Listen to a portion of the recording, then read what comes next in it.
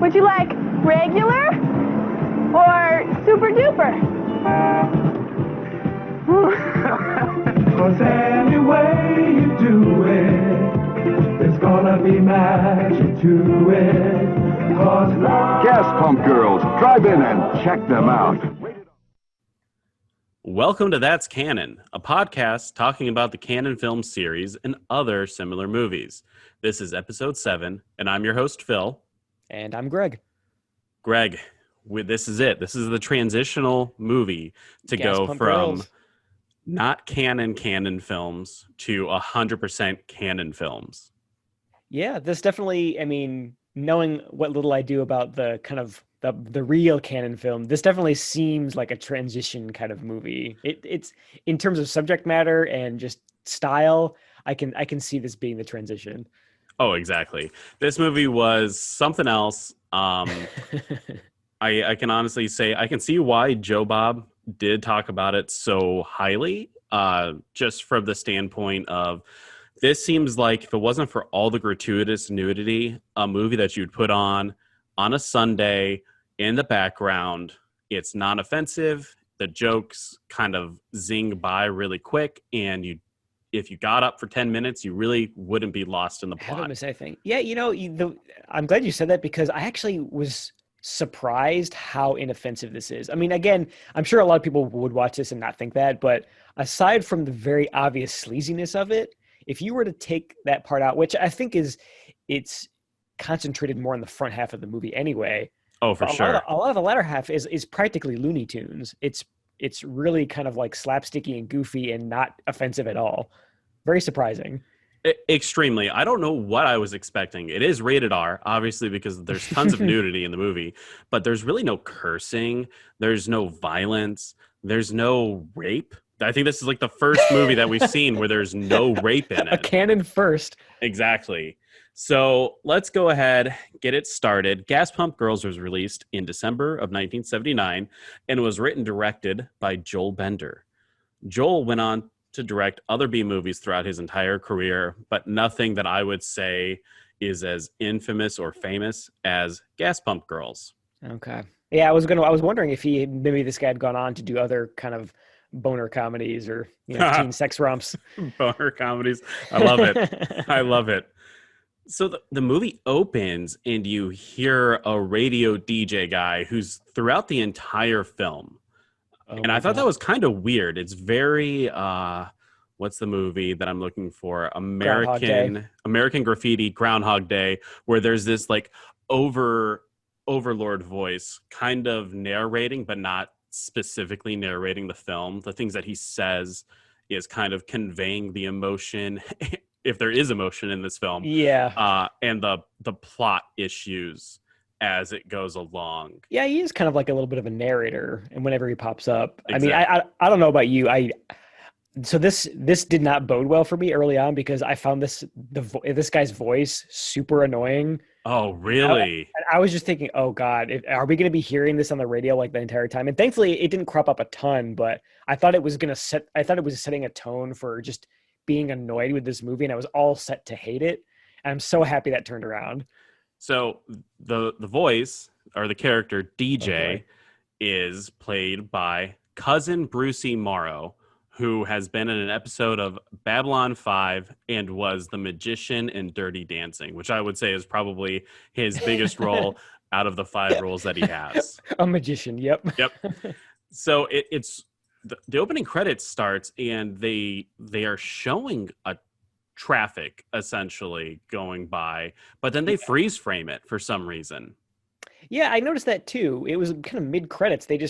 I guess they didn't have enough of that kind of crane traffic footage that they could make it stretch for the whole credits. So they just freeze framed and hope the audience wouldn't notice. Which is extremely weird and kind of set the tone for the movie for me of just kind of cheesy, kind of, cheap, right? Cheap, yeah. And I think Definitely. that's the big word. So as the credits actually start to roll again, we zoom in on Joe's gas station. It's kind of run down. It's kind of crappy. And they don't have Chevron. It's Hevron, fuel. HEVON. I noticed that too. The logo is obviously Chevron. Exactly. And they just got some letters. And, yep, that'll do it. They shaved it off. I hate when they do that. Toy Story did that. It's like Toyota for the truck because they obviously probably don't want to do Toyota and give them money or have money exchanged. They don't want to pay for. They don't want to pay for the brand. I mean, I guess you think that they would get product placement cash for it, but I guess not. It's kind of weird. So we see Joe. He's sleeping in his office, but there's also a fly going around. And do you think Joe is acting like he's sleeping and trying to kill the fly, or is he legitimately just sleeping and trying to kill a fly? It was so awkward. I assumed it was just bad acting. Okay. I'll go with that. So he's kind of opening up one eye, trying to swat a fly, then going back to sleep. Joe is old. He's dirty. He smokes cigars. And he's played by Huntz Hall. Huntz Hall had a very long career. This guy really is probably one of the most legitimate actors in this movie. Really? Yeah. Wow. I was so shocked too, because he seemed like such a one-note kind of character actor. He's going to be the actor that you go, hey, you're in that. And kind of like Dick Jones, right? So Huntz Hall played a character named Horace Debussy Sack Jones in 48 Bowery Boys films. Wait, what? 48 films like in the same series? In the same series, the Bowery Boys films. Okay. He played the same character 48 times. He was also in an episode of Chips. Just to throw that out there. Now, long and storied career.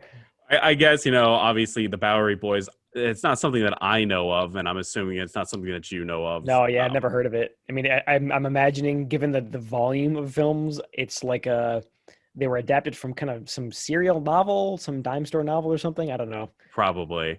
So Joe goes out. Someone pulls up to get gas, and the guy immediately just drives away from him. I don't understand why. Maybe because he wants to go to the Pyramid Station that's right across the road, which is the rival gas station. But did you see how much gas cost a gallon? I just remember it being really, I don't remember the exact number, but it was cheap. I reacted to it. 72 cents a gallon. Jeez. 72 cents a gallon. That's insanity. Yeah.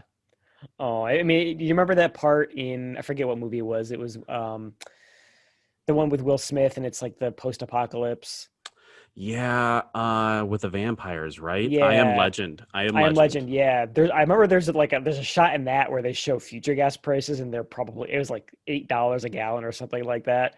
And it reminded me of that. It was like just kind of equally shocking in the other direction, except this was real life because gas prices were actually that cheap at one point. Exactly. Thanks, inflation. I wish we were back there. So Joe watches the only car that pulled up drive away, and then we transition over to Hometown High, where we see some kids graduating high school. Now, this is how much of a nerd I am. I actually counted the kids in the scene. There's only 24 people graduating. There is 12 girls and 12 guys graduating in this scene. Yeah, that was really weird. And I didn't count them, but I noticed the same thing too. It was weirdly even numbers, men and women, but also it was just, when I graduated high school, there were probably 300 or so people in my graduating class. I was just shocked that their entire graduating class could fit on a small stage. Exactly. I want to say that my graduating class was pretty much the same size. We had a couple hundred. I remember the ceremony taking forever. Oh yeah. Yeah. It was brutal to get through. So that's what I was thinking, like, is this just quaintness that I'm reacting to, or is this really, really small town? Or a really, really small budget. So the principal starts talking. He's extremely boring. He has no emotion in his speech that he's giving. And he said forbidding halls at one point. Do you remember that? He's giving the speech and he's like, we're going to give you your diploma for high school. Then you're going to go off and you're going to go to college, but you're never going to forget these forbidding halls. I kind of tuned out a lot of his speech, except for the very end where he's like, "May God bless us all." Exactly. Which is totally something that wouldn't fly today. It was such a boring speech, highly Very forgettable. boring.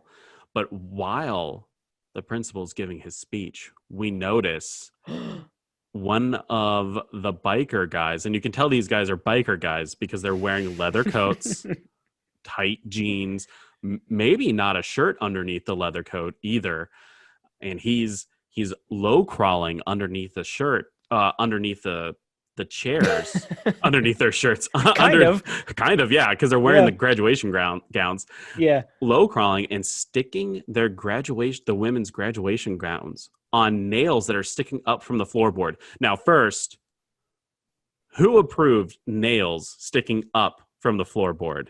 Oh, did these biker guys pre-stage this? These are some talented greasers. I mean, this is like, that just sets the theme for the general lack of safety in this movie, which I will talk about at various points. Yeah. But the nails sticking out of the floorboards, no way. Exactly. It was kind of weird. Major hazard. So he's going around and he's tagging the girls' graduation grounds. I keep on saying grounds. Graduation gowns on the nail. Obviously, we know what this is setting up for. They're going to stand up. They're going to get stripped out. Then this woman teacher, that sounds horrible. This female teacher stands up and she's like, the graduating class has a gift to give to you. And they start singing their alma mater song, the school song, the school fight song. Yeah, I assume that's what it was. It was like we love hometown high, we will be faithful, blah, blah, blah, blah, blah. Things that they apparently did in the 70s. And I was about to say, do you even, if someone put a gun to your head, could you say one verse of your school's fight song? No. I think it maybe came up at a pep rally, which is astounding that we even did that at maybe my senior year. And I think it was up on banners in the main gym, like the lyrics to it. But I couldn't regurgitate a single line of that whole song for you right now if I had to. Yeah, I would tell them to pull the trigger.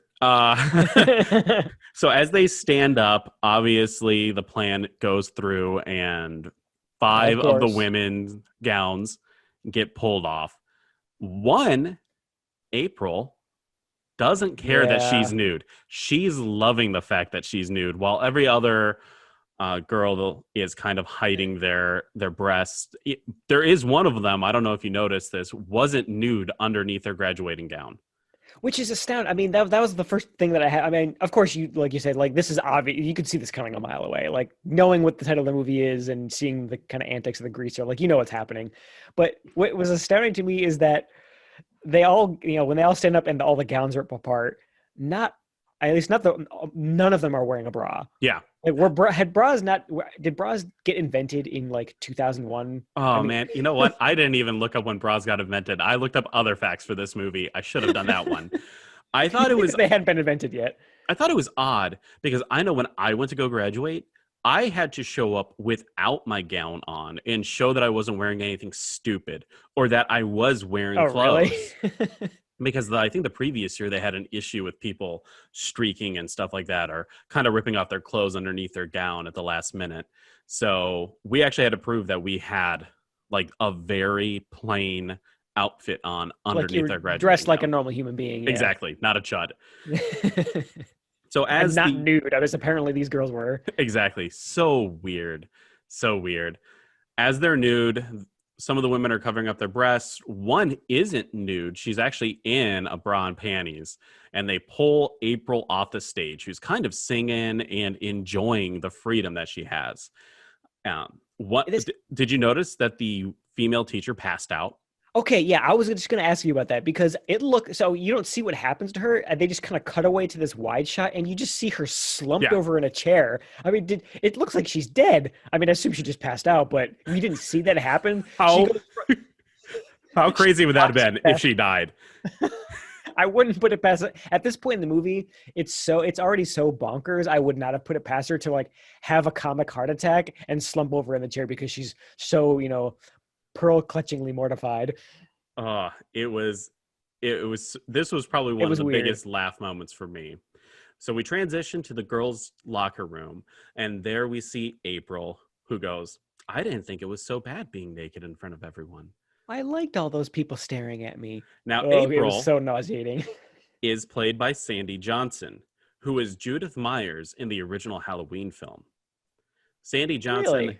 got her start at Playboy as the June 1974 centerfold.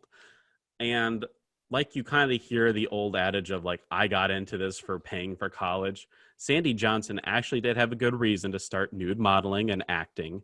She was helping to pay for her father's cancer treatments. Oh, So that's a wholesome reason to do this sleazy movie. a wholesome reason. And I mean, again, I'm a father, but I don't have a daughter. I don't know what I would think if that's what my spawn had to do in order to pay for my cancer treatments. But at least she had an altruistic reason to do it. Yeah. So April keeps talking about how she loved being looked at and being nude. And June kind of tells her, you shouldn't feel that way. And if you do, keep it bottled up. No, that's weird. Don't say that out loud. Exactly. Another one of the girls, Betty, says you should never give away something for free. Betty is played by Lindy Lawrence, who didn't have a long career. She stopped acting in 1984, but she did do a couple TV shows such as The Incredible Hulk and Chips. So another Chips reference. Chips reference. Yes, and she was actually the only one of that kind of troop of girls that I thought looked kind of familiar, but I guess not. You know what? She does have that look. She's kind of tall. She's brunette. I think she has that very, I don't want to say generic because she is, I mean, all these women are pretty, but she has that kind of generic Hollywood look to where she could fit into any film. Yeah, and I think her hair, she kind of had that long feathered hairdo that also was really, really common in a lot of movies from that time. So I'm sure I'm just kind of misremembering, but. Nope, I thought so too, and I was actually very shocked when I saw that she didn't act in pretty much anything else. But Betty is kind of giving the women in the scene worldly advice, saying that you should not show off your body or give your body to men. Have them wrap them around your little pinky and never let them know that we know they want our bodies. It's such a her whole speech. It was so. I mean, you have to like take a step back and think that these girls are probably, I mean, they're high school seniors, so they're like 17, 18 years old. It's such a weird thing to have all of this sexualization like layered on top of their characters and then think about they're basically minors. Exactly. I mean, I know that was just like, that was the genre of these movies, and I'm sure it's common in all of them, but every once in a while, my brain would kind of like jump out of the movie universe and come to that, remind myself of that. And it was just kind of like a little kind of cringy, creepy moment. If this was real life, I'd be getting arrested right now. Exactly. Chris Hansen is in my back closet. Exactly. About to jump out at me. So weird. So they kind of talk and she gives, advice, don't give boys what they want. And then we transition to the high school dance because you have a dance after you graduate in this world, which is kind of odd to me. After I graduated, I never wanted to go back to high school. But these characters seem to want to go back and actually go to the dance. Now, we see hanging outside the high school dance, it's the biker gang, the Vultures. We finally get to see they have their name on the back of their leather jackets. Of course. We get to meet Hank. He's the leader of the Vultures. At least I feel that he was the leader of the Vultures. Which apparently he wasn't later. Exactly, which is really weird. Hank is played by Dimitri Phillips, who acted throughout all of the 80s. And guess what? He was in an episode of Chips. I mean, I got that kind of makes him. Yeah, that tracks. He looks like he could go into a cop uniform, which he does later. Yes, he does. Yes, he does. We made another character, Pee Wee. Horrible name, and I'm pretty sure this is before Pee Wee Herman became big. So that means that people were calling themselves Pee Wee before Pee Wee. And that was a cool nickname, apparently. Exactly. Pee Wee was played by Ken Lerner, who still acts to this day and was recently on the TV show The Goldbergs. Ken was also in RoboCop 2 and an episode of Chips. Now, that's what, 4 now? Exactly. Hank, he sounded to me in the film like a shitty John Travolta. Yeah, the accents for the greaser band, the biker gang. I mean, there were, and all the accents in general, they kind of like bounce between like Brooklyn and sort of like they're trying to be like a mob, like an Italian accent. It was really confusing. They seemed to jump around between the two. Exactly.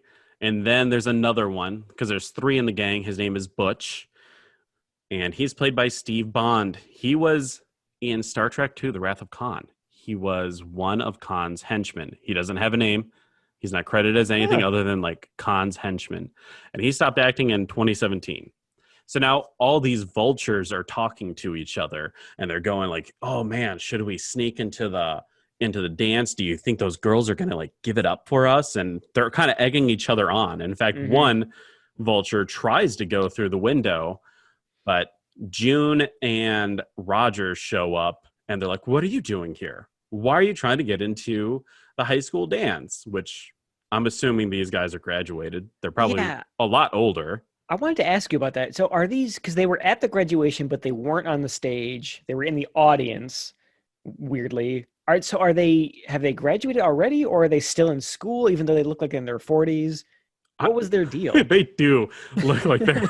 I actually have a note that says Roger looks like he's mid-30s. Right. I don't know. It's kind of weird.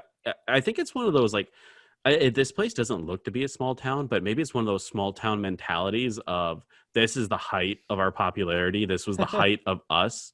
And they're clinging to it. And they're clinging to it, yet rebelling against it at the same time. Hey, Butch, we got nothing better to do. Let's go crash the graduation ceremony. You got it, boss. So great idea. This small confrontation doesn't really go anywhere because a crappy security guard comes up, which the vultures immediately are like, get the hell away from me. And he backs down so quickly. The security guard is so meek and meager. It was hilarious. And the vultures, they ride away into the night to cause more mayhem and mischief. That's where we get a little more scene between June and Roger. Now, June is actually, I would say, the main character of the film because she is the niece of Uncle Joe. Right, yeah. Now, June is played by Christine Baker. She was in Friday the 13th Part 2 as Terry. She looks totally different in this movie. I did not recognize her at all. I would not have been able to place her. Exactly. It was kind of weird because when I was looking up the characters, I was like, she was in Friday the 13th Part 2. I'm a pretty big fan of those movies. Yeah. I couldn't place her. And then I had to do like a side-by-side, and I was very shocked.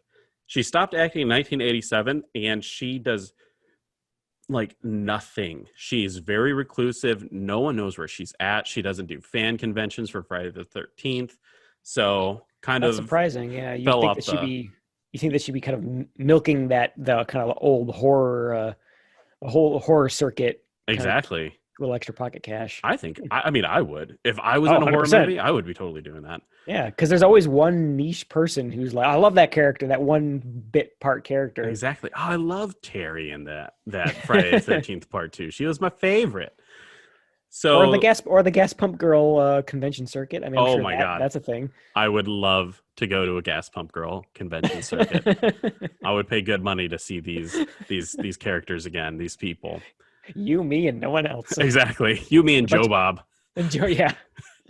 So June and Roger, they're driving away, and she's like, "Oh, you need gas? Let's stop off at Uncle Joe's gas station, and we can get some gas." And Joe starts giving some tall tale signs that he's about to have a stroke, and no one really pays attention to him. Oh, I got this tingling sensation in my chest, and my arm hurts, and Uncle Joe. Exactly. Fine. So this is actually one of the things that I did look up for this episode.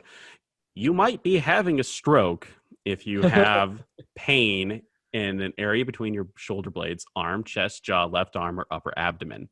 You might be sweating. You might have flatulence, lightheadedness, clammy skin, heartburn, indigestion, nausea, vomiting, discomfort of any kind, which to me makes it sound like if you feel bad at all, you could be having a stroke. Just what we need to hear nowadays in the COVID times. All of, like the laundry list of things that could be possibly killing you at any moment. Exactly. So make sure that you're walking every day and eating well and drinking water to prevent having a stroke. Yep. So June kind of goes, "Oh, Uncle Joe, you'll be here forever." And Uncle Joe is rubbing his neck because he's about to die. He looks like he's about to keel over. Exactly. Roger drives June home in his big ass boat of a car. Now, Roger is, let me get here. Roger is played by Dennis Bowen. He was in an episode of Jag. He was also in Caddyshack too. But more importantly, Chips. Greg, he was in an episode of Chips. Fuck yeah. So Woo. they Chips. pull up, and Roger is kind of, he's putting the moves on June. It's graduation day. It's a special magical day. Of course, yeah. They're at the transition of childhood and adulthood, as he says. And Roger starts having a damn mental breakdown as he's telling her this. This was the weirdest scene because he's and she's kind of into it. I mean, she's kind of kissing him back, and you think, oh, they're gonna have a little romantic moment, and he just starts to get that like 1,000-yard stare. He's like, "We're never gonna come back here ever and again in our lives. We might not even see each other again." And he just like starts staring straight forward and being totally unresponsive, and she just gets out of the car silently. It's the most awkward end to that kind of scene ever. Exactly. It was like one of those things where if one person started laughing at the scene, other people would. But since it's so awkward, I'm just sitting there with my wife and neither of us are laughing. I'm kind of going like, what the hell is going on right now? This is kind of sad. I expected this to turn into like a sex scene or a nude scene, but now I'm having like an existential crisis. And there's so June goes in to the house and June gets a phone call from her mom. She's like, "What's happening? Uncle Joe? Uncle Joe, no." Now we get to see a doctor looking at Uncle Joe with quite possibly the worst line in the entire film. Best line in the entire film. Okay. What is it with you? You think you're Woody Woodpecker? What the hell is that even supposed to mean? I don't know. I mean, surprisingly, a lot of the comedy in this movie is still, it's so weird and campy that it's come around full circle to being funny again. But some lines like that, just what were they thinking? Now, in my opinion, the doctor has the best part coming up. The doctor is done inspecting Uncle Joe, and he walks up to the family, and someone goes, "So what's wrong?" The doctor goes, "Oh, I just have a crick in my neck." Because everyone's really worried about what the hell's going on with the doctor. Because he walks out of the room and he's kind of doing that, he's got a solemn look on his face and he's shaking his head back and forth. And he's like, uh-oh, he's getting ready to deliver some bad news. Exactly. Oh, it's just my crick in my neck. Then the doctor informs everyone that Joe actually had a mild heart attack. And oh, I'm fine. Oh, your husband. Oh, he had a heart attack. Oh yeah, he had a mild heart attack. What? Everyone's very upset. They start talking about how they're going to have to sell the gas station in order to afford hospital doctor bills and rehabilitation for Uncle Joe and probably his medication. June is getting really upset because she's like, that's the only thing Uncle Joe has. And it ain't much, but it's ours. And but it's ours. And the Uncle Joe's wife is kind of setting up the entire plot right now. She's like, "Oh, Uncle Joe's been so stressed because there's a bigger, better gas station across the road, and it's driving us out of business." And June walks away into the night. I have an idea. Yes, which she says quite often in this movie. Yes. Then this was the worst part of the entire film. June is sitting at the gas station and she starts singing. It's actually like a musical number. So I did not see this coming at all. I did not think that my teen sex comedy needed or would ever want to have a musical number. I mean, who is this in the movie for? The grandma and grandpa who are in the back of the theater just out for a Saturday night? Like, Jackie and I actually thought it was going to turn into like a Grease type film at this moment, where it's actually a musical, but they didn't have a musical number in the beginning of it. Yeah, I had that same fear. It's like, oh no, are we going to have a musical number every 5 minutes from now on? Thankfully, no. That's exactly what I said. I was like, oh no, I don't want to watch this anymore. I hate musicals. I want to get off Mr. Bones' Wild Ride. So luckily, as you just said, there's never a musical number again in the entire film. And June has the great idea of fixing up Uncle Joe's gas station. And then we transition to a daytime scene where we see Mr. Friendly, the owner and proprietor of Pyramid Gas Station. Mr. Friendly is an older gentleman, gray hair. He smokes cigars around his gas pumps. Gasoline consistently throughout the entire movie. Yeah. Now, safety strike number 2.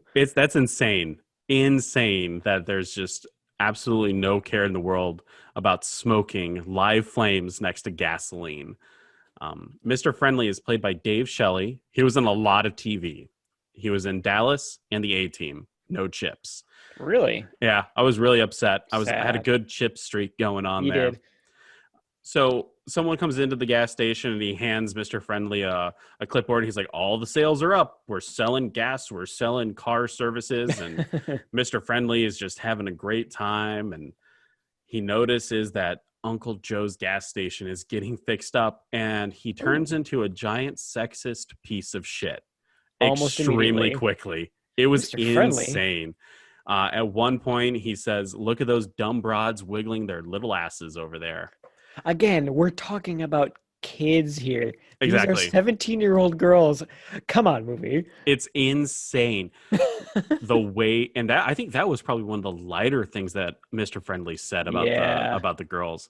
And then another running thing that I've noticed in some of these canon films is that the sleazeball bad guy has a very scary laugh, because Mr. Friendly is also cackling as it transitions, as it does like that, not a real montage, but it shows the women cleaning up, and then it transitions to the new Joe's super duper gas station. And in that transition, he's like, like this cartoonish, bad guy villain laugh, which he does a lot. A lot. I think it's for you to know he's the bad guy. Psst. Hey, audience, he's evil, but his name is Mr. Friendly. Get exactly. It? It's insane. I mean, you mentioned the whole fix-up scene. You know what that reminded me of? Remember that scene in Haunted Ween? Oh my God, yes. Where the frat house and all their buddies, they all band together to fix up the old house and turn it into a cool haunted house to make a bunch of money to save the frat. Like this is a really like familiar feelings scene where that the town is banding together to save the underdog. And exactly. I think, like last week, I think you mentioned Good Burger as a comparison to this movie. I had no idea how right you would be, because that's exactly what this reminded me of. The little guy trying to band together to fight off the big competitor. We gotta make our gas station a little bit better with TNA, and like that's the big thing.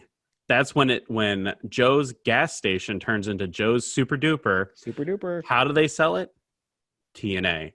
All the women have this pink crop top, Daisy Dukes, knee-high socks and sneakers on. This is the uniform of these women.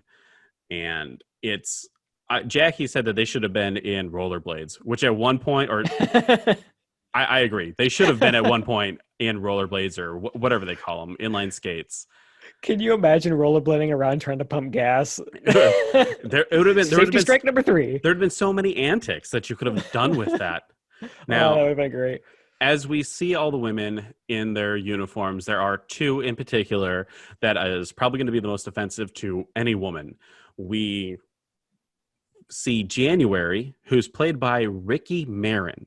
Ricky Marin was the wife of Cheech Marin, and she was in 2 Cheech and Chong movies in the 70s, but she didn't really act anymore beyond those films.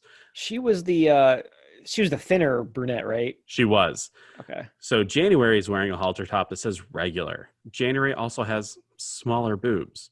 Betty has bigger boobs, and her shirt says Super Duper. So get it?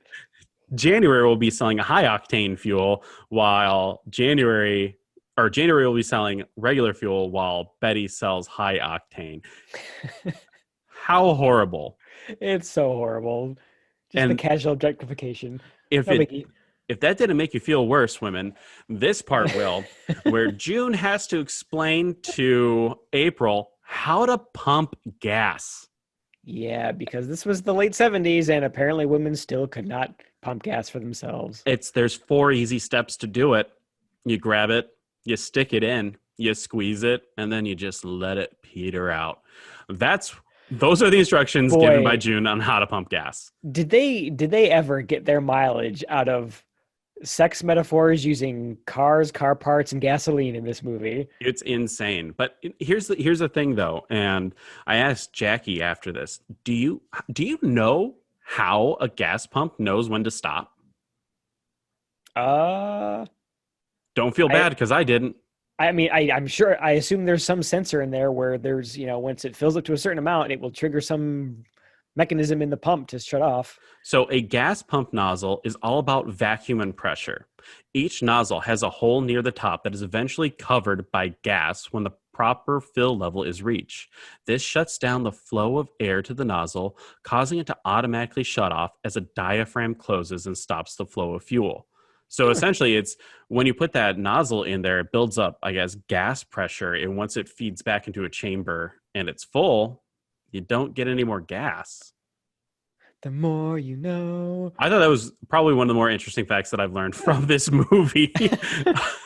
I never thought about it. Neither have I. It was kind of like, because I think one of the girls says it's kind of like magic how it stops. And I was like, you know what? It is kind of like magic how it stops. I don't really understand how this thing works either. Am I a gas pump girl? Oh my God. Let me get my Daisy Dukes on.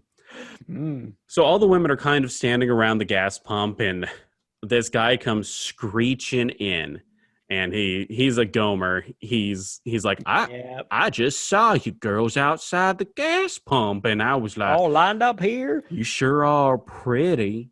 He's total sexist sleazebag. He's asking caricature. He's asking, like, why are you girls pumping gas? Why are girls pumping gas? As if it's a really hard job. As if they're incapable of doing it. Yeah. And then to make matters worse, he starts to make them feel dumb because he opens up the hood of his truck and he starts saying like all these mechanical things. He's like, oh, my Johnson rod is rubbing up against my oil shaft and it's causing things to leak, right? Huge sexual metaphors. Again with the car part metaphors. I don't know anything about cars. If a guy opened up the hood of his car and started saying stuff that sounded somewhat realistic, I'd fall for it. I couldn't tell you. The last time I opened up the hood of my car, I went, yep, that's an engine. Okay, I don't know. There's sure a whole lot of metal and rubber in there. Yeah, exactly. Well, see ya. Couldn't tell you how to do anything with a car. Just like these women. So what do? They go into the building, they pick up the phone, and they call their boyfriends. They're like, you guys know about car things, right? You're good with car things. And they all come what's the word I'm looking for? Dawdling? Dawdling? I don't know. They all come over. Creeping over as good boyfriends to help out the girls. To work for free, apparently. Exactly. Isn't it weird? I mean, I can kind of get, your close-knit friends helping you out with a project. Sure, yeah. But to start conscripting other people to work for free, that wouldn't happen. If like third party, someone was like, Phil, I want you to do this work for free, I would be very suspect of why I'm doing it. Like, I got other things. I got a podcast to record today. Bye. So the guys show up and, they kind of hear what's going on. And Roger's talking to June and he's like, oh, you're so sweet. You're so cute. You're so funny. Let's go ahead. I'll help you with your gas pumping, girls. And there's this really awkward montage of them getting dressed in their workman outfit. Yeah, like the onesies that they put over the normal clothes, and the women are like helping them get dressed. They're dressing these guys in these things. It was a weird way to inject like sexual metaphors into this scene. And honestly, I think it would take way more time for someone to help an adult get dressed than just having the adult do it themselves. Yeah. I probably have, while putting on pants is extremely easy and it's generally done in one manner or fashion, I would assume most people have a preferred way of putting on their pants, and having someone third party pull up your pants is probably not fun. Just let me do it. Exactly. During this super awkward scene, there's 3 guys, but there's 4 women. And we noticed Jane. Exactly. Her name is Jane. Jane is looking at the other women and she's giving this like loving, longing look. Now, Jane is played by Leslie King. She was in a film called The Great American Girl Robbery and in episodes of Chips. Of course, She yeah, as you do. she stopped acting in 1982. Jane, I think, was probably one of the more like, why is she in this film? Yeah, that was also really confusing to me because she's she's not ugly. She's just as pretty No, as the rest of the girls, but the way that they play her, like she's shy and maybe not as much into this thing, but at the same time, she's always staring longingly at the interactions between the guys and the other girls. And she's like, I wish someone would objectify me like that. exactly. Does not match her character at all. And not to objectify any of the women, but she's also the only one who doesn't get naked in the movie about essentially naked gas pump girls. I guess she's supposed to be Jane. seen as like the virgin, the more, somber, wholesome one. Yeah.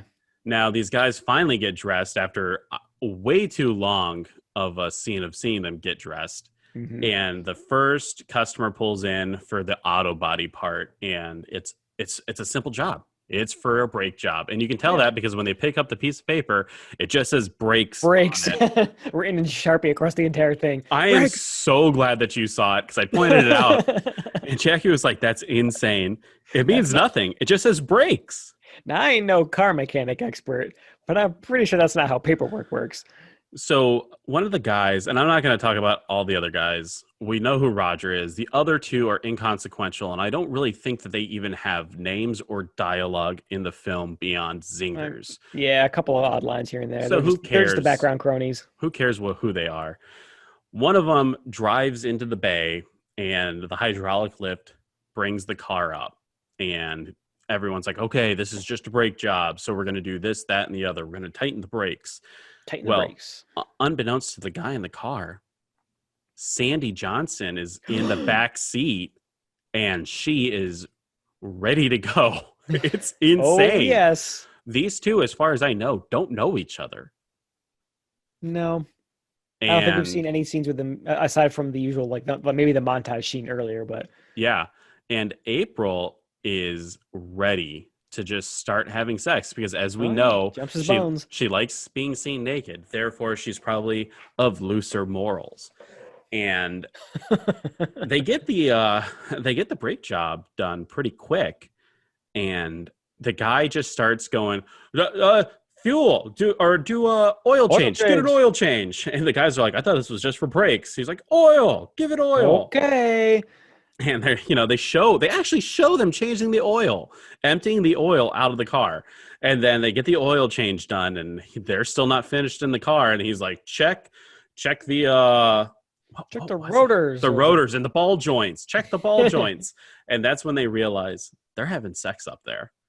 They exchange this knowing glance, which, this is like 5 minutes. This is going on way too long. We see every possible maintenance that could be possibly done on this car. This guy calling him out just to get more time with the girl.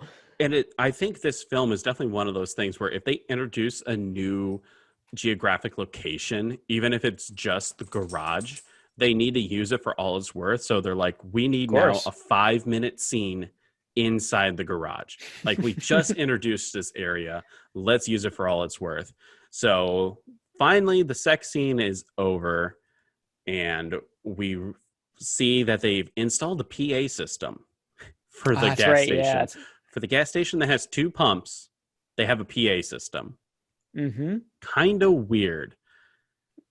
Joe was, I don't know. He just didn't know what he was sitting on. He was sitting on a gold mine.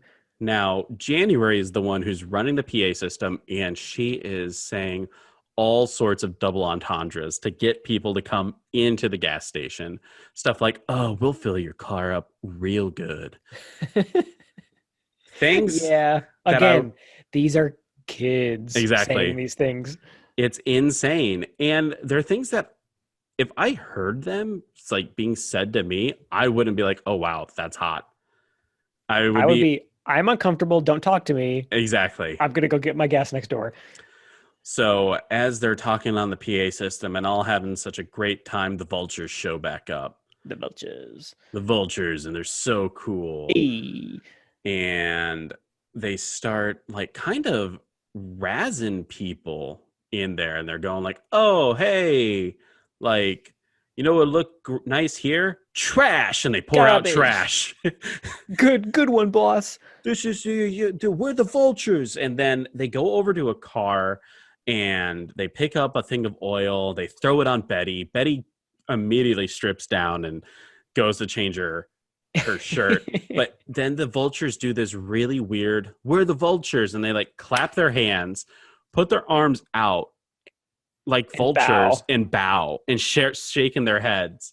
It's so weird. See, I thought that was going to be the start to the second musical number. Oh my God, that would have been and then so it was going to be one of those scenes where like the vultures are like, we're so bad, we're the Jets, and snapping their fingers and doing all that nonsense. And then the other, like, they were going to have some kind of musical confrontation. Oh, thank God it didn't happen. Oh man, I was ready to turn the movie off right then and there. You're like, it's a DNF for me, Phil. I stopped watching Gas Pump Girls. It's gonna be enough for me, dog. So the vultures, not being done razzing people, they go over to where Roger is, and Roger is fixing up a car. And Butch is like, oh, you're doing a crappy job. And Roger's like, well, why don't you show me what to do? And they start squirting fluids from the car onto each other. Now, I ain't no mechanic expert, but I'm pretty sure being able to shoot random fluids out of the car in random directions probably means that engine's broken. That's exactly what I said. And even Jackie was like, I don't think this is possible. I don't think engines do that, do they? And plus, I would almost assume that the liquids that are inside of the engine are corrosive and you don't want them squirting on your face. Or like really hot. I mean, I'm assuming oil gets really hot after you've been running the car for a while. You could have melted that guy's face off, which actually would have been kind of a cool turn, but nope. I have accidentally touched fluid after an engine's been running. It does get insanely hot. Yeah. So definitely a no-no on to do that. June comes over to the vultures and kind of sweets talks them into being nice and actually playing along with them. Yeah. Butch, the leader's like, nah, man, she ain't pulling my chain.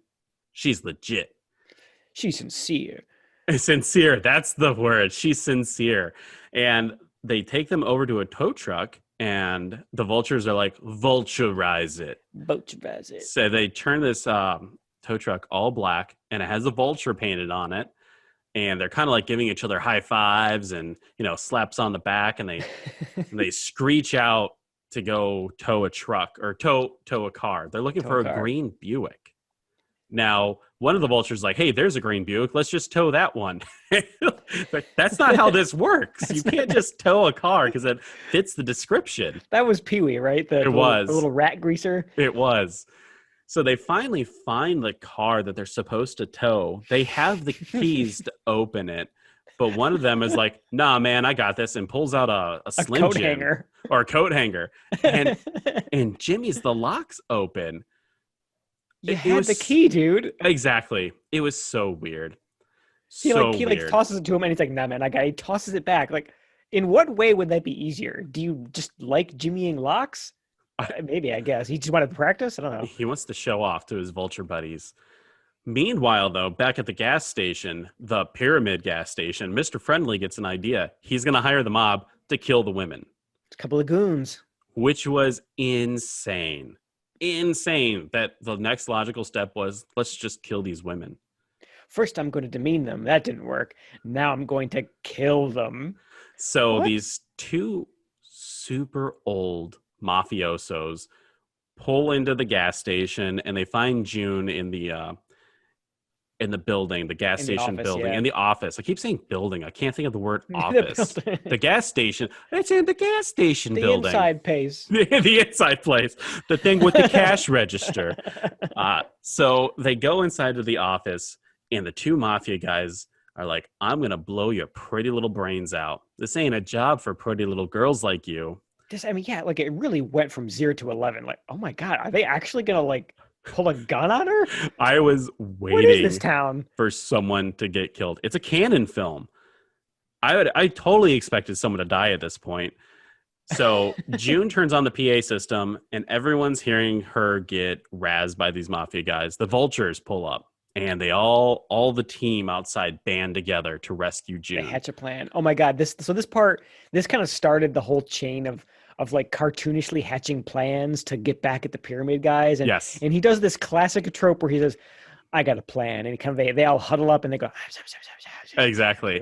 and you don't hear what they're saying. And then they hatch the plan and then they execute. And the fact that they say, I have a plan, they exclaim it before they go into hushed tones is really odd. Yeah. So they have a It's- plan. This is the part of the movie where it actually kind of my opinion of it sort of started to turn around a little bit. I actually thought it was kind of charming that they brought the greasers into the fold instead of like having that be the central tension. They actually kind of brought them in as sort of like the muscle, and they're like the older brother who's going to help them fight back. I thought that was kind of charming. You know what? I will actually give you that, because I thought that they were going to be the problem the entire film. And the fact that they actually teamed up, I did enjoy that, because the characters were so goofy. Yeah, and we get to so see more of them. Kind of likable after a little bit. They kind of used their goofy antics and their take no shit attitude to help out the small town gas station. It was charming. So they hatch a plan, and of course, like all good plans, it involves nudity. Of course. April goes topless, and she walks by the entrance, the back entrance to the office, like into the garage area, right? Yeah. And one of the mafia guys goes, "Oh, I think I just saw something." You see his eye, like it's almost again more like super cartoonish. As you see his eyes bug out of his head, and he goes, "Whoa!" And they finally say their name. They're like, "Marv, I think I saw something." He's like, "Oh, you just said my name. Why did you say my name, Bruno?" And so eventually April walks by again, and he's like, "Okay, I'm going to go investigate this." As he's coming through the door frame, we see one of the vultures and Roger with 2x4s, and they just smack him in the head. Eventually, Marv sees one of the girls walk by topless and goes, "He was right." Oh, I see what you're seeing, Marv. Bruno. He goes out there, and it takes 2x4s to knock him out. One of them snaps over his back because he was a little bit bigger than the other one. Takes it like a champ. And then we just never really talk about that event again. We don't see them drag the bodies anywhere. We don't see them do anything with these guys. That's what I was wondering. Like, what happened to these mob guys later on? Because we just see them laying face down in the concrete. Like, did they kill them? It was insane.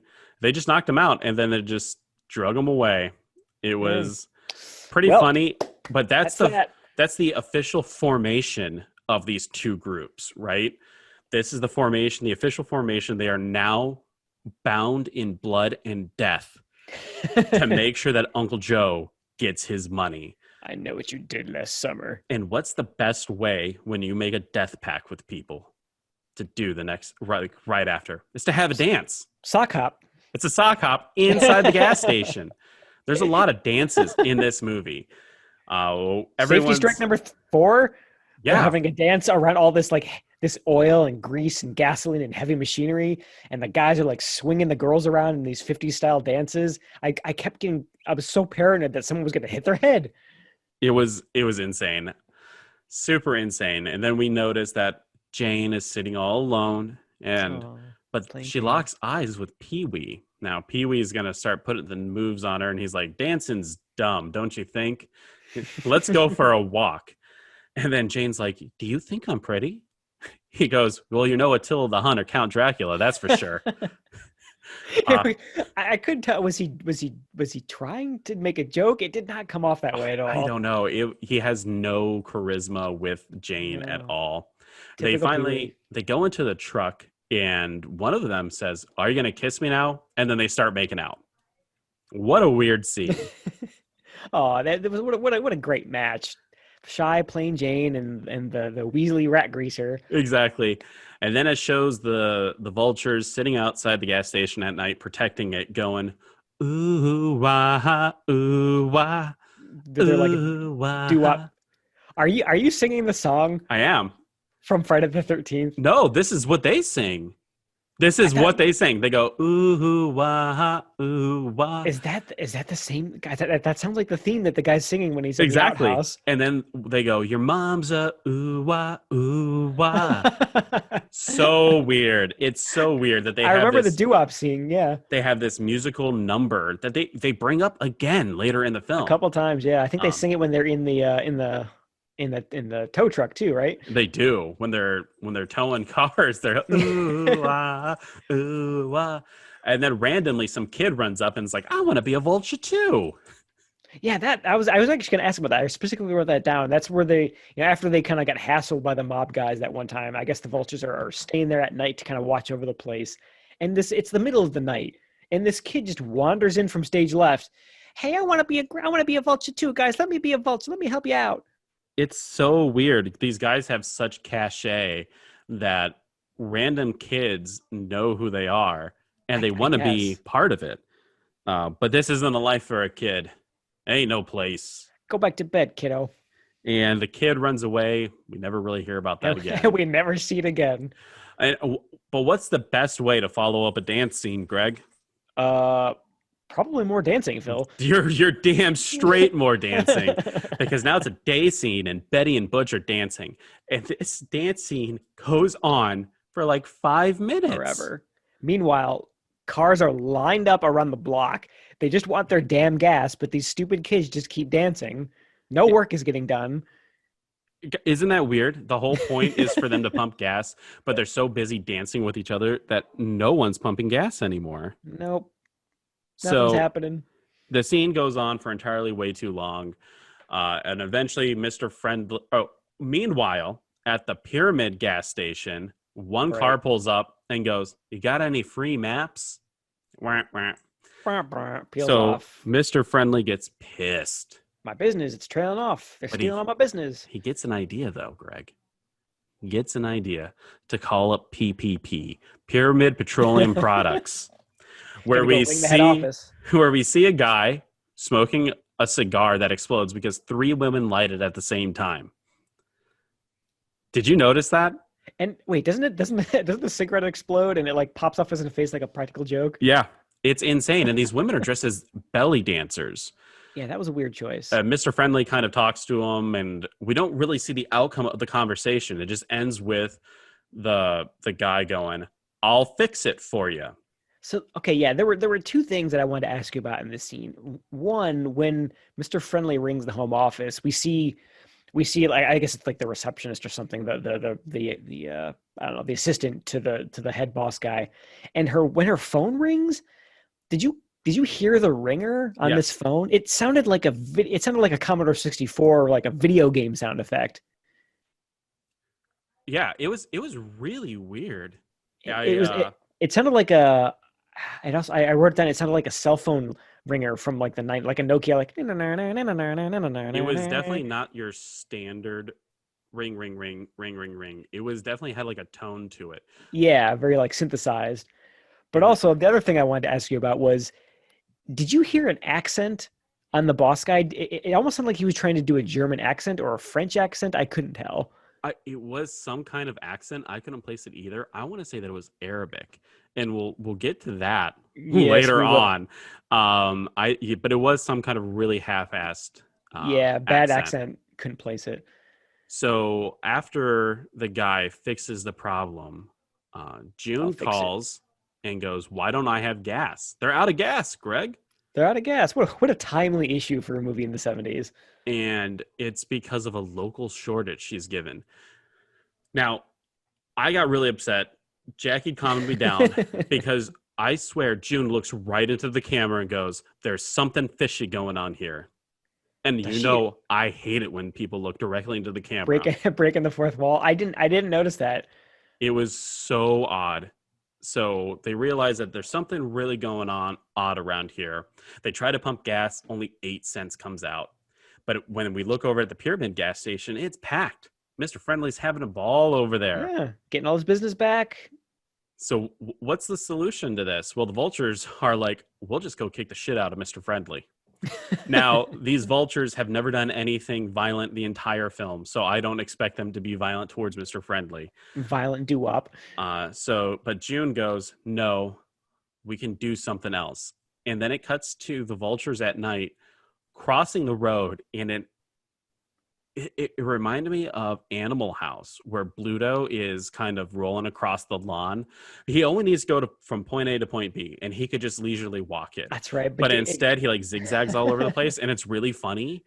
But when these guys do it, it's not funny. It's just awkward physical comedy that just falls flat. Yeah, it's insane. So, and they're carrying a hose. The hose is a very important part to the overall story. Now, the Right. next morning, they pull in to the gas station, they being almost the entire crew of Joe's Super Duper. And they're like, we want high test fuel. Fill it up.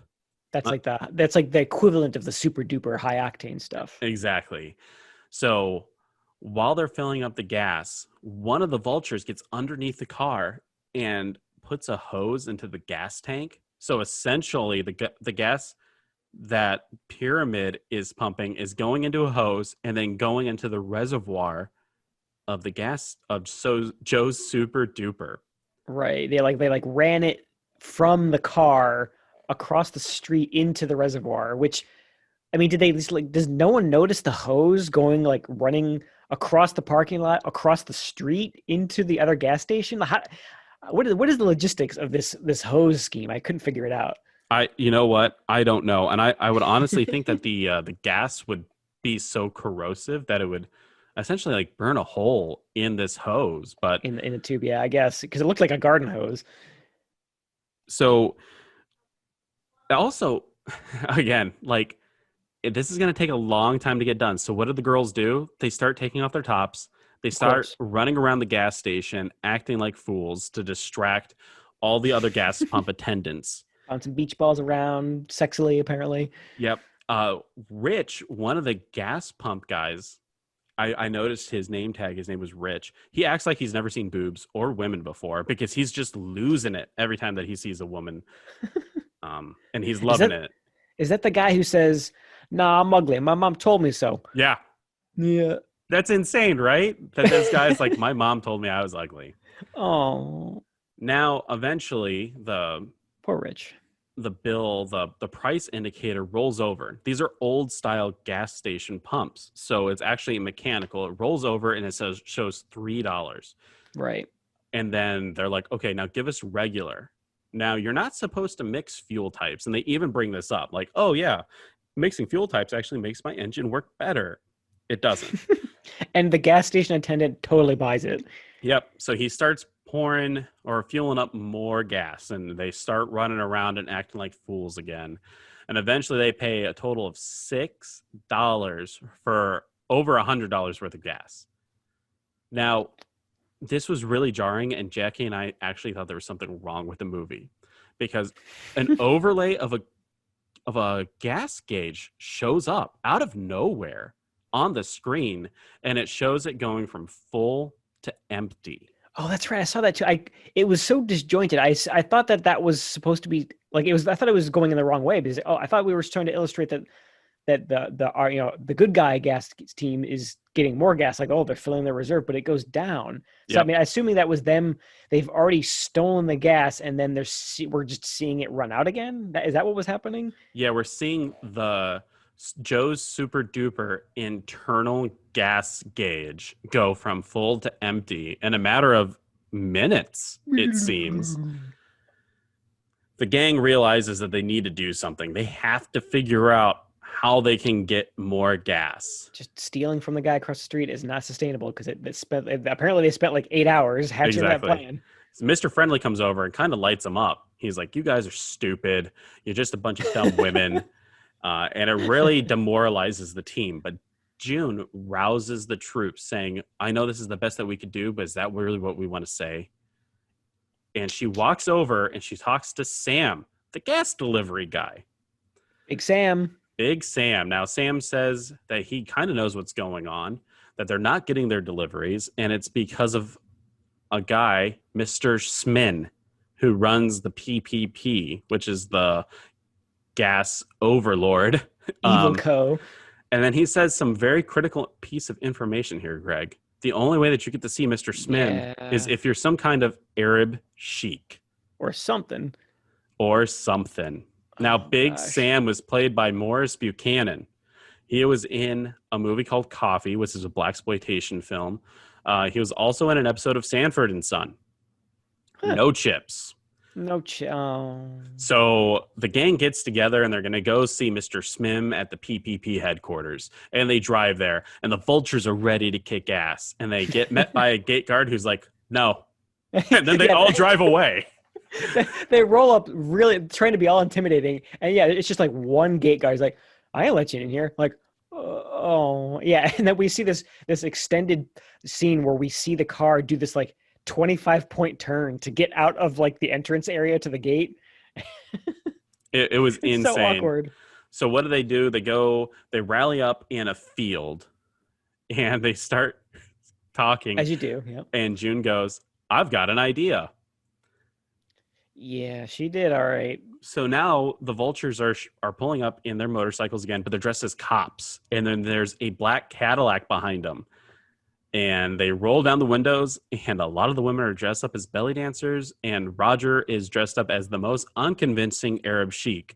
The only thing that saves this is that he's not doing brown face. Oh God, yeah. Like, can we just?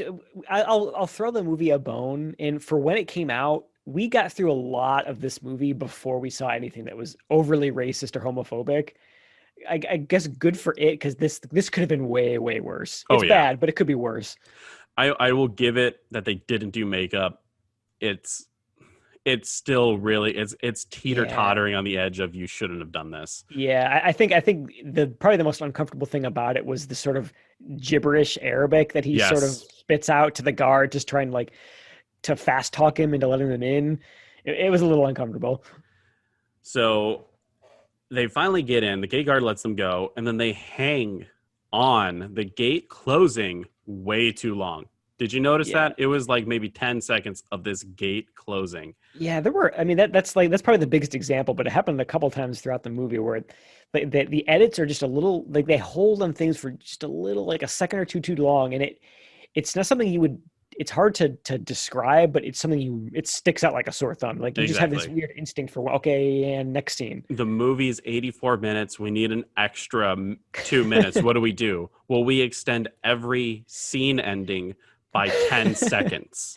Damn it, Phil. We paid for the permits to shoot at this oil refinery, and damn it, we're going to get our money's worth. Exactly. So the gang, they finally get into PPP headquarters, and they're walking around, and they cross a couple Arab oil sheiks. And this is probably the worst piece of dialogue, and this is the most racist part of the film. Thankfully, it was subtitled. Yes, the subtitles of these characters say, "If those are real Arabs, I'll eat my camel," in reference to Roger being dressed up. Oh my God. Yikes. Horrible. Not in 2020. Absolutely horrible. They finally get up to the receptionist, and they're like, "We're going to go see Mr. Schmim. We're oil Arab sheiks." Really, really convoluted. This is the most convoluted part of the film, and it's still not that convoluted. No, and what does, like, the receptionist ask, "Oh, what part of Arabia are you from?" Oh my God, that's right. How could I have forgot? Northwest. No, northwest. The northwest part. And she buys it. Insane. So they get in. Mr. Smim is like, "Oh, assalamu alaikum," greeting them.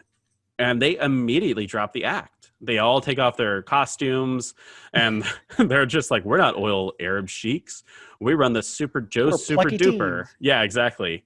Can we just appreciate, though, that those the greasers, they 100% looked like strippers in those cop uniforms. They were like tearaway cop uniforms from the dollar store. They didn't have shirts underneath them or anything. You could see their bare chest.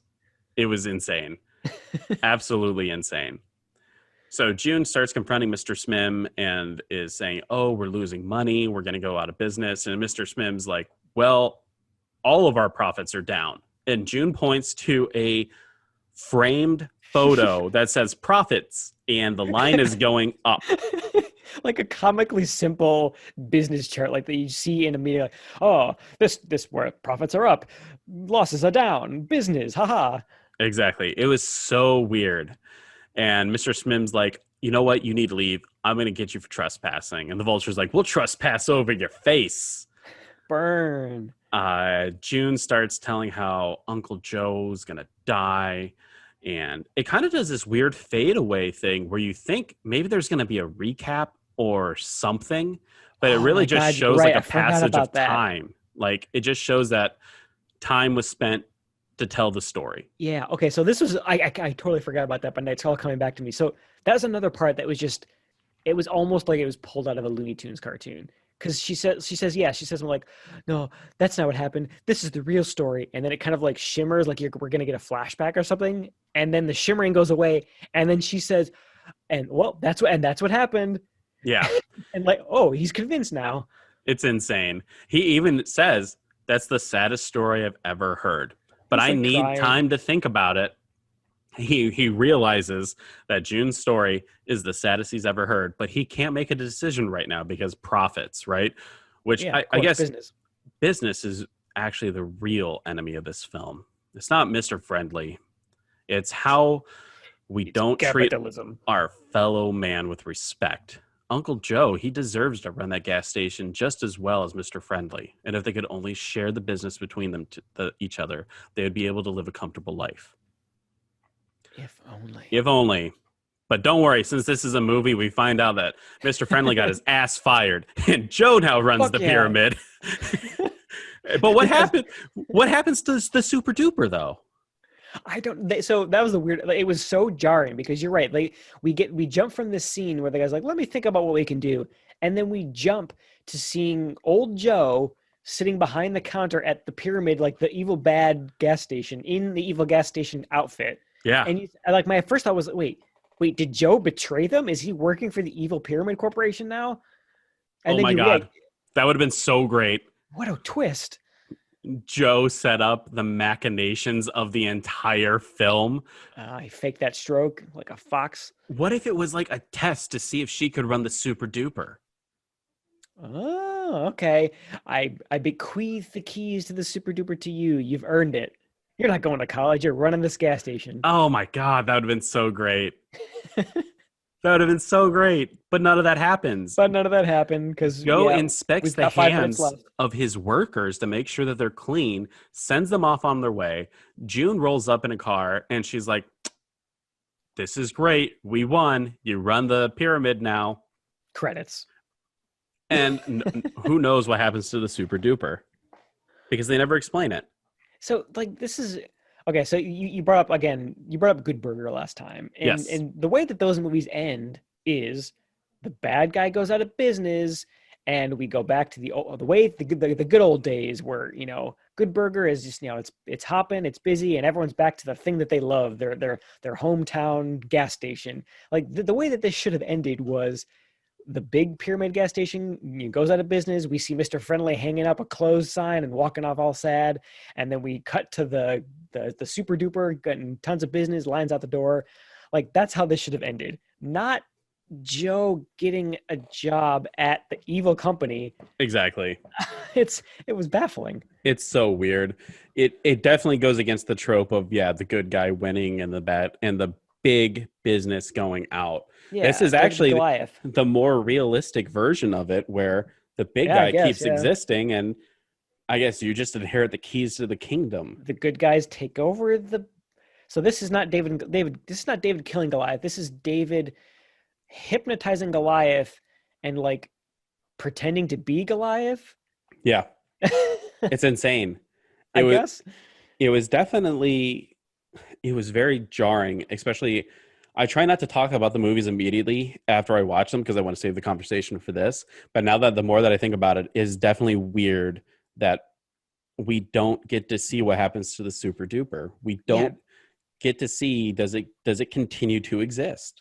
I don't even think they don't even think we get another, like, don't even show it at all in the movie. Like, No. we cut right from the off, like the kids fighting, pleading with the evil co guy to save their thing, and we cut right from that to Joe, and it's just days later, and Joe is in the evil gas station. We don't even just pan the camera over a little bit across the street. Just show us what's going on over there. We don't get to see anything. Yeah, nothing, absolutely nothing. So, Greg, what would you give it? What would you give Gas Pump Girls? It's this is another one of those movies where I didn't absolutely hate it, and like I said, some of the jokes were so campy and obvious that it sort of came around to being funny again. But just the sleaziness of it all, it's like 1.5 stars, maybe 2. Oh my God, 1.5 stars to 2. Yeah, I gave it 3.5. Okay, so you actually enjoyed it. Okay. I did enjoy it. I got to say, it's definitely one of those movies where, like I said, if it wasn't for all the exposed breasts, it would be one of those things that I could put on a Sunday and it just totally be non-offensive, Harmless and I can movie. laugh at some of the crappy jokes. Yeah, I think because I mean that's kind of what it turned into later in the movie. Probably like after the first third, it sort of turned into that. I just couldn't forgive how sleazy and awful it was in the beginning, and just like I couldn't suspend my disbelief, and I kept thinking like these are kids. The way that these like sleazy lecherous old guys are ogling these basically minors. It just gave me the goose, heebie-jeebies the entire movie. I couldn't get past that part of it and enjoy the humor in it. I think it's because they look like they're all in their 30s that it doesn't really affect me, It helps, yeah. That's because true. There's there's greasers. none of those teens, in quote teens, look like they're teens. They all look like they're in their 30s. Yeah, it's true. I mean, so that's a pretty common thing in movies. So I've read about this before, and I've seen people say that it's because of the hairstyles, because like these are old hairstyles that we sort of associate with our parents or older generations, that they sort of look older to us, but in the time they might have been, they might have passed for teenagers. They still look like teenagers to me, and just the way that they were characterized, but I can see where you're coming from, and thinking like, some of them were very, very obviously in their like late 30s, Yeah, especially the men. exactly. Yeah, I think especially when it comes to men, it's really hard to have a non-teen guy play a teenager, or even that like early 20s. Once you start getting the permanent 5 o'clock shadow going on, it's kind of hard to Yeah, suspend disbelief that, yeah, they're a teenager who also probably has like five mortgages. I think there was. I mean, the one obvious. There are a couple characters that strike out to me as being okay. Those were actually kids. One was obviously a little kid who was in the middle of the night wanting to be a vulture. Obviously, I Yes. think there was that one part in the beginning of the movie where they were doing the montage showing them how successful they're being after this. They just set up, and there's this like this classic nerd character. He rolls up in like a convertible. Yep. He looked like a McLovin character who was probably an actual teenager. I'm surprised we didn't see more of him, because he shows up also in the scene where they're stealing the gas and he's kind of getting directions or something, but he shows up twice in the movie. So yeah, I'm kind of surprised that he doesn't show up or was Yeah. a bigger part or something for the movie. Think, yeah, that's what this movie really was missing, was a goofy nerd character. That niche wasn't really filled. I mean, I guess like sort of the Weasley greaser character, Pee Wee, sort of filled that niche, but Another thing that I thought found odd was in the opening credits, it was MGM. I didn't see Canon labeled anywhere. that's a good point. I mean, I had a theory about that because I think that MGM logo shows up in. I think that showed up in a couple other movies. I wonder, does MGM own the distribution rights to Canon films now? Maybe. You know what? That makes Is that why we're sense. seeing it? That makes sense because Because we they don't. they had to sell it, right? Yeah, exactly. That's what I'm assuming, is they may have acquired it. We talked about in our first episode the kind of the general history of it, and how in the early '90s they sort of folded because they were in major financial issues. And yeah, maybe that's what happened, was they bought the library then and have just owned it since. Hmm. Because I Good didn't point. see. I don't think I saw. Speaking of like the Canon brand, I don't think I saw that in the credits at all. Did you? No, neither did I. I didn't see anything that would Yeah. indicate that it was a Canon film, because usually sometimes they even have like the old registered copyright thing, and it would say this is owned by Canon Films. Yeah, like something towards the end of the credits, is the last thing that they show. But no, I was surprised. I mean, I think we've gotten, maybe of the movies we watched so far, only one had the actual Canon logo that we're familiar with, like the Blue Sea. And then I think Joe mentioned Canon by name in the credits, but didn't have the logo. Also, do you think Uncle Joe is named Joe because of the movie Joe from Canon? Thank you. Okay, I wanted to talk about that. I was thinking, are they setting up a Joe expanded universe? Oh my Because that was God. that was the first thing I saw that I thought when I saw in the beginning, where they kind of like do that, that panning shot down from the traffic signal into into Joe's garage, and you see Joe in, Joe's garage plastered in red signage on the wall. And it's like, is that is that a Joe's expanded universe? Is this actually Joe? That would be awesome if it was Joe. And he's like, eat your orgies. You kids and your orgies. That would I'd oh watch my that. god, that'd be great. I mean, so like the other thing I wanted to talk a little bit about was this kind of genre, this as I said before, the boner comedy, the teen sex romp. I haven't seen a lot of these kind of movies. I mean, I don't think I've seen Porky's, right? That's probably the biggest one. I've never seen Revenge of the Nerds. Oh wow, you've never seen Revenge of the Nerds? I haven't, no. I How would does this say measure up to those kind of like classics of the genre? I would say Missing Porky's is definitely one of those things where nowadays Porky's was, oh my God, this is so raunchy. It isn't anymore. So you're not going to get that. You're not going to get the raunchiness. The shock value. Exactly. But Revenge of the Nerds is definitely one of those classic movies where it's obviously the nerds versus the jocks, and then there's hot women involved, and then the nerds eventually get the hot women. I would honestly say Gas Pump Girls is the nerd version or the nerd dream, right? Like if you were a nerd, okay, you would look at the nerds. You're and go like, imagining girls, pumping gas in, skimpy clothes. exactly. You're a nerd. You're like, oh man, I never get a girl. Look, live and then your nerdiness shows, and the women love it. Yeah, that's kind of what happens. Because I mean, let's be honest, some of the guys in this movie, the non-greaser guys, like the boyfriends, they're kind of dweeby. They don't look like nerds, but they're kind of like, oh well, I never. Good grief. Yeah.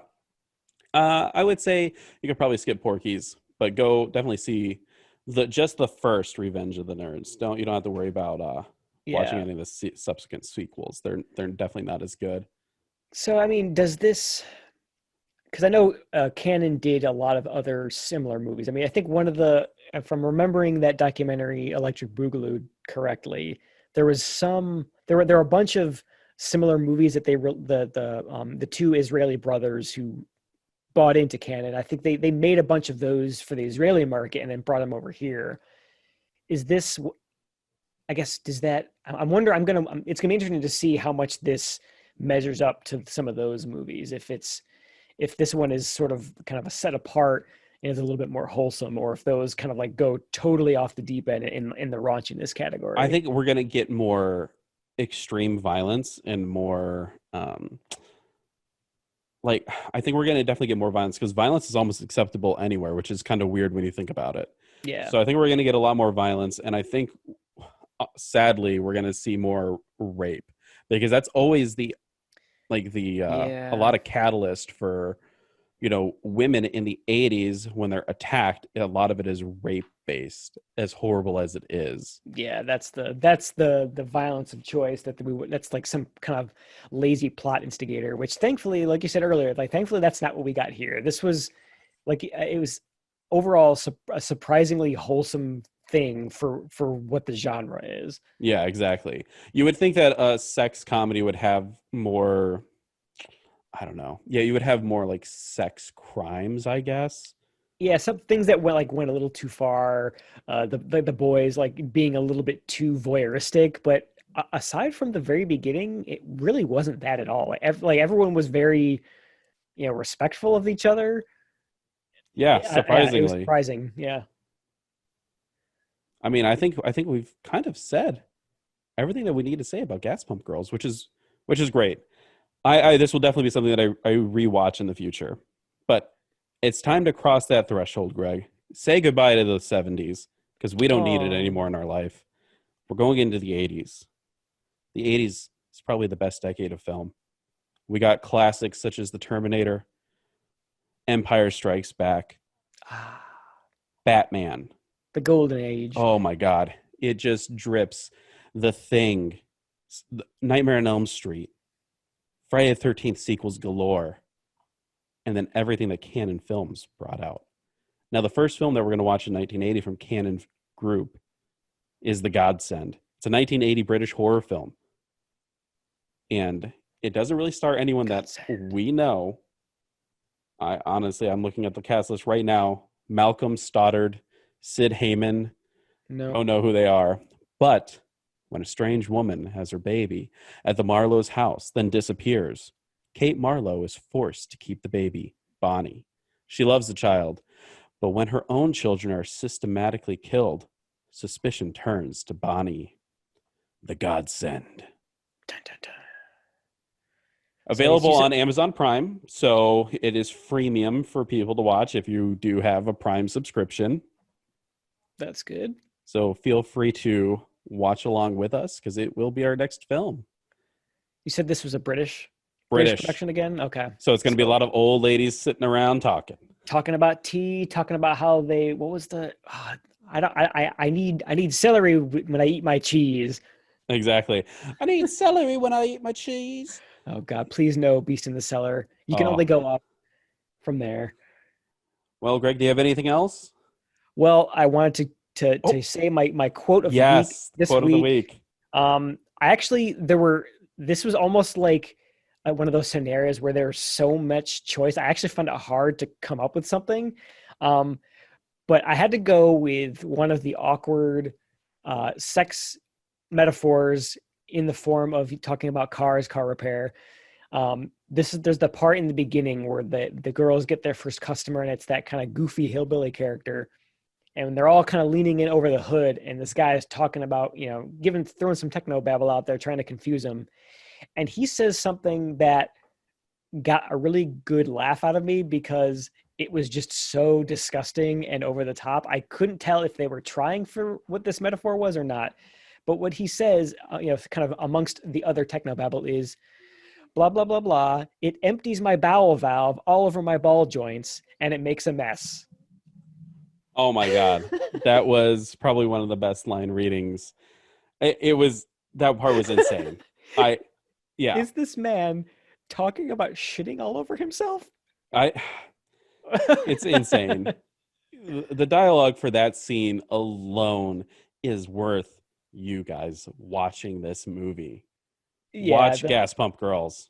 It's as poorly as I rated it. That's probably just me. I think this probably does act as kind of a passable, surprisingly good, like teen sex comedy, but it's not quite that towards the end. It's a little bit more wholesome than that. Exactly. Oh man, Greg, I absolutely love it. So I think we did we buck our trend? Did we get back on our trend? In my opinion, I think this was a good film. Yeah, I think this was the first one where you and I really differed on the reviews for it, but yeah. I think, at least one of us thought it was entertaining. So I think we're back on our trend. So hopefully not. The next one is not going to be a real stinker. You never know. I mean, British horror, but it's also canon. This one's going to be a toss in the air. But I am looking forward to getting into these 80s films finally and seeing where we go with them. And hopefully seeing people wear seatbelts, because no one wore their goddamn seatbelts. Oh my God. Entire movie. No one did. It was the 70s. People didn't care. They didn't give a shit. Just right on the back of motorcycles, no helmet, sitting in the back of convertibles, no seatbelts. Can't mess up your hair, man. God, you can't mess up that Looking hair. cool is way better than living. Although their hair did kind of look like a helmet. So there you go. Well, if you like what you're hearing, please subscribe to the podcast and leave a review. We're on a lot of different mediums now. We're on Amazon. We're on Google Podcasts finally after 3 weeks of waiting. That's 3 weeks. Thanks, we're on Google. Stitcher, and we're going to be on, what's the new one called? I'm going to just cut this part because I can't even remember what it's called. Bob's Podcast. We're on Bob's Barn. Podcast. Yeah, Bob's Podcast Barn. Wholesale Podcasts. You can also follow us on Twitter at That's Canon, 2 N's, CANNON. And you can email us oh my God. You can follow us Coffee on Grounds. Exactly. You can follow us on Twitter at That's Canon, CANNON, and you can email us oh my God. And you can email us at Words are hard. That's canon@gmail.com. Yay! Oh, that was so hard to say. I can't believe I messed it up that many times. Oh, perfect. And remember, since we said it, That's canon. They were the perfect family, Dad, I've got 3 bucks. full of love and happiness. Dad. That for me, darling. Then, they were chosen. Is this your first you're expecting? Oh, no. I have others. Come on, harder. Oh, She's a godsend.